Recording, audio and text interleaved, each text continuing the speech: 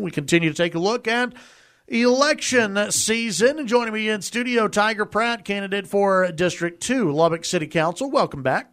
Thank you, sir. Thank you, sir. Welcome. Thank you for allowing me to come back, and glad to be here. Yeah, absolutely. You've been on the campaign now for a while, and during that time when you've been knocking on doors and talking to folks, what have you taken away from the folks in District 2 as far as their main concerns for District 2?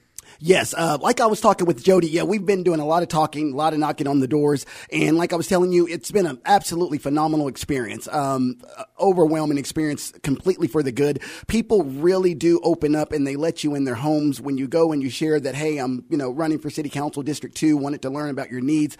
It's amazing, and they will talk for hours, like you say, and that's been the highest joy and the best experience that I've had. But the things that I am seeing is that they're looking basically for the type of leadership that's going to make sure that we're doing everything that we can the most cost-effective way when it comes to, finance and city government, making sure that the core services that are supposed to be provided by the government are being done in the most cost-effective way, being done in the most prudent and most common sense way that's going to benefit them and make sure it's reliable and it's sustainable. And basically, jobs has been a lot of things. A lot of people think, we just need more jobs to come to Lubbock, wanting their tax bill to be lowered.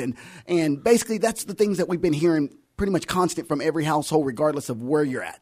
And that's interesting that some of those issues are coming up. And I say that because the person who has always held the District 2 seat or has been there has not always been, I would say, the person who has been the most in favor of lowering taxes. Okay, gotcha. And lowering bills. And so is that a change you think that people in District 2 are wanting to see? Is that maybe they are seeing that their bank accounts being impacted by higher bills? Oh, yes, absolutely. Absolutely. And it's not just District 2. I think that's citywide, and not even citywide. I think that's statewide. As you know, just in, Lubbock alone, when it comes to, property taxes, they've been pacing, like I think they said in the last decade, roughly about 101%. And that's just for Lubbock. Texas is a little bit lower. 101% the property taxes have been, pacing compared to household income. I think it was roughly 31 to 32%. So 3-to-1 ratio there. So that regardless of whatever district, regardless of where you live, no one can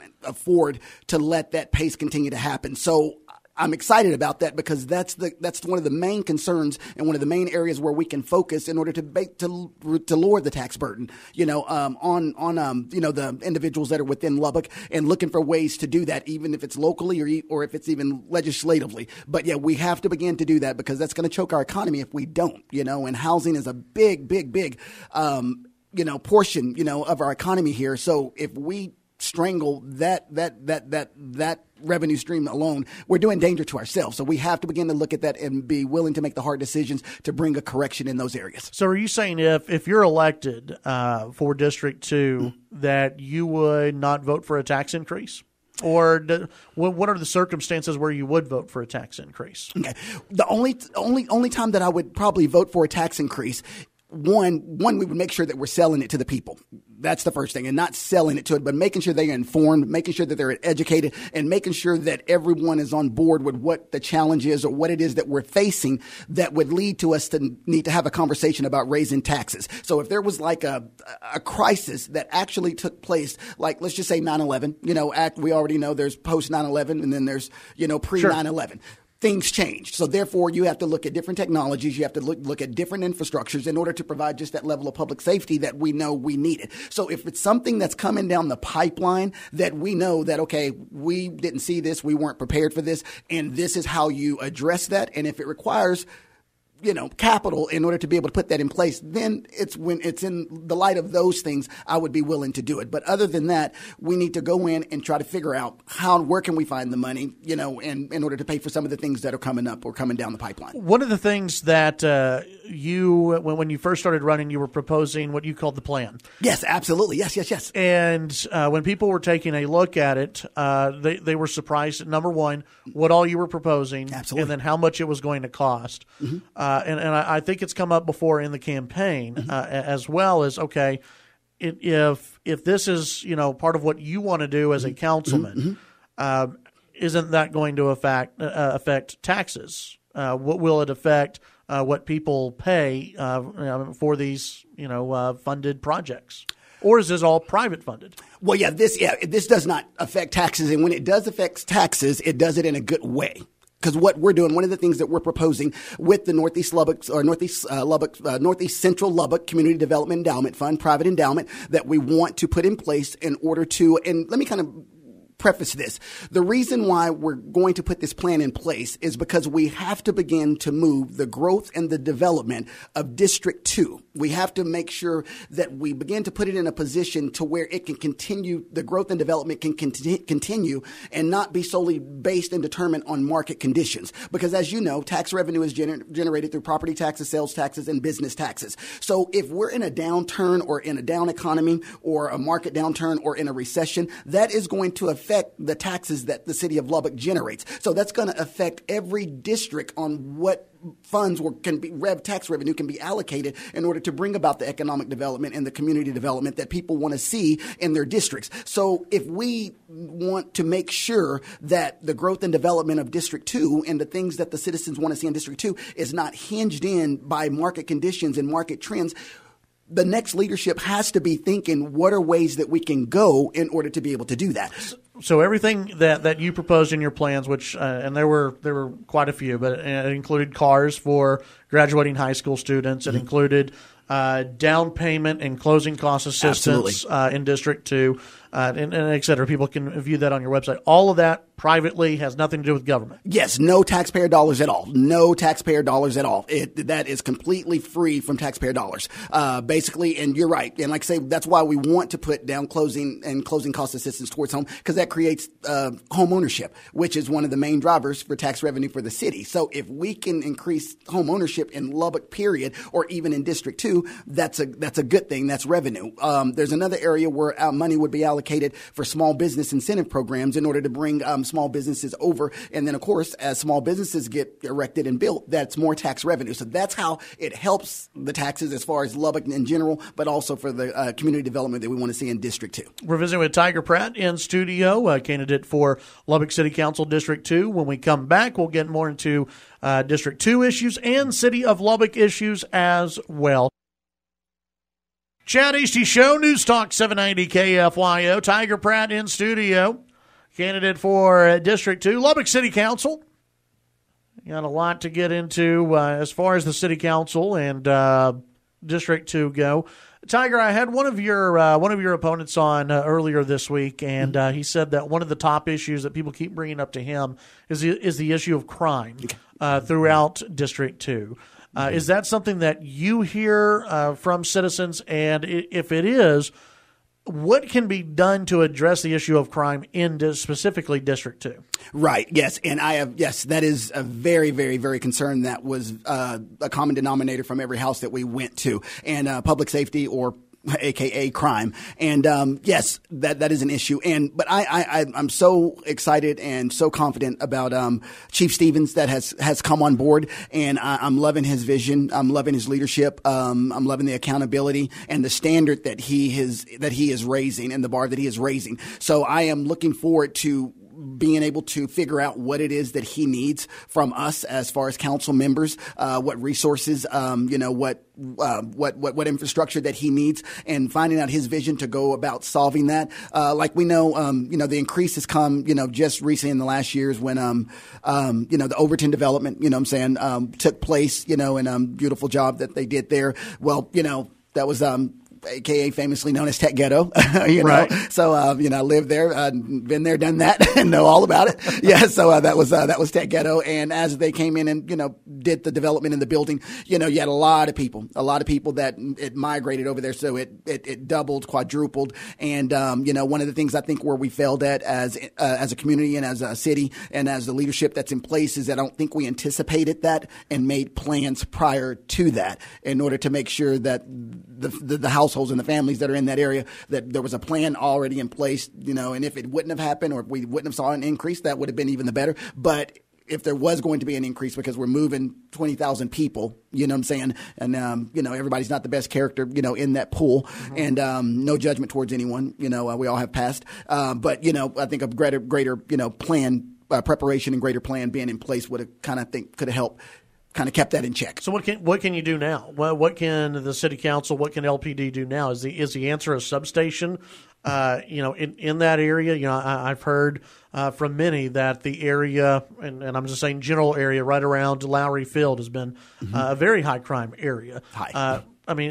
Do we need a substation somewhere? I mean, what is the answer in your mind? The answer to me is going to be a holistic approach. There's not just one arrow, not one silver bullet that we can put in, that we can shoot at that. It's going to be multiple approaches. One, I think we really do need to have the conversation and begin the dialogue of substations versus one central location. We have to do that. A lot of people are, automatically speaking with the level of confidence that that's just the answer. But you have to have a real needs analysis. You have to have a real assessment of that, and then we have to look at the pros and cons of both projects, and then whatever one looks the most feasible is going to be the most effective. Then we need to go that way. But if substations is the answer or part of the answer, then I would be for that. Another thing, it's a new style of policing that has to take place, and this is going all the way throughout America, and it's called community policing. And it's really not a new style. It's an old ideal that was in the 30s, the 40s, and the 50s, and somehow we lost that. But there was an era and a time when you knew the police officer, and the police officer knew everybody in that community.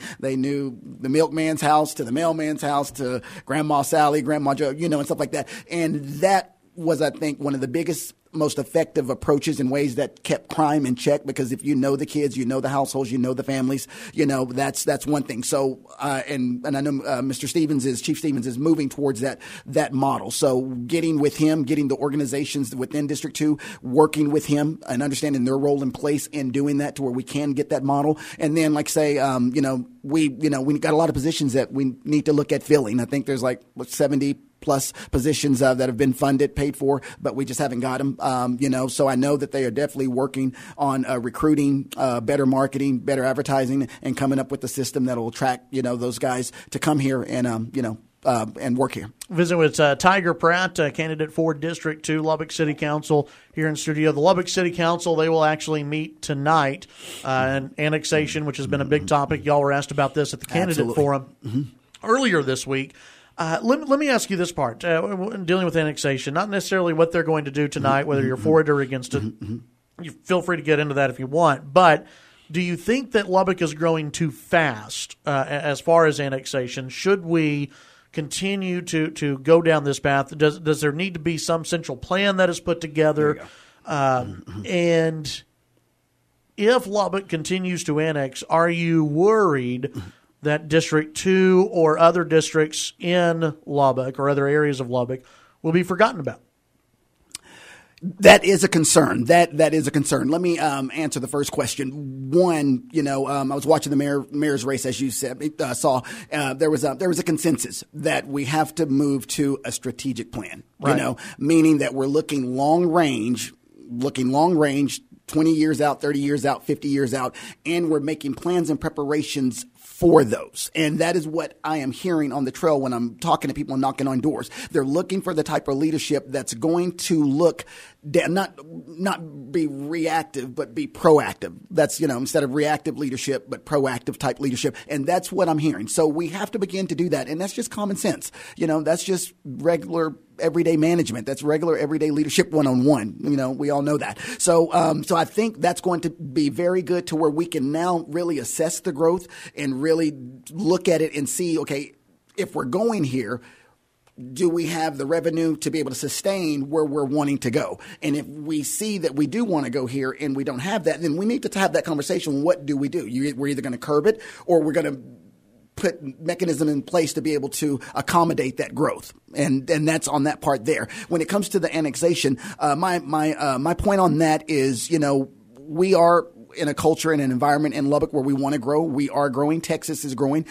We want to develop. We want to build. And that's a consensus. And when you're in that type of culture and that type of environment, you're going to come to the time when you have to look at acquiring land and annexing some land in order to accommodate that growth. My only thing is that there are statutes and there is a legal process that's supposed to be done. And we're making sure that we are doing that during that process and that we are doing everything, and transparent, and fairness and, in equity and honest with the individuals that will be affected. As you know, there's a guy named Mr. Payne that was downtown, a pretty big developer, I guess. I think he said it exactly, and I think that's the way. He said, give these individuals the most flexibility as possible in order to get the deal done. And I support that. Let's give them the flexibility that they need. Visiting with Tiger Pratt, in studio candidate for District 2, Lubbock City Council. Let's get into the downtown Citizens Tower Omni building.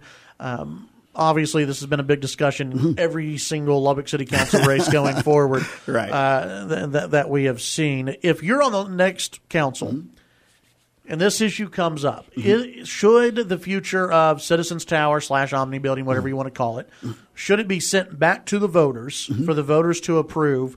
Or if you're on the council, you say, you know what, this was voted upon, we're too far down the line, let's just keep going with it. What should happen?